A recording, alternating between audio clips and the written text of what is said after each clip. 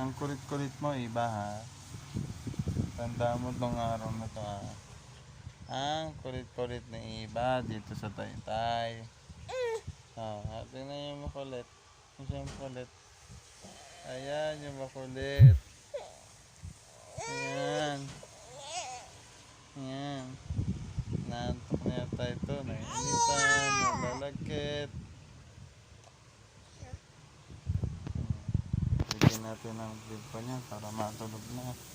Kasi makulit. Ayan. Tahimik yan. Tingnan mo.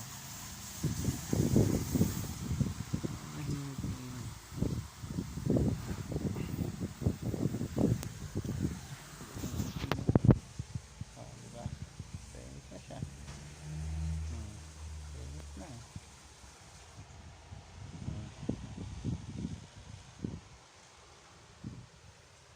Gutom nga na. Siguro.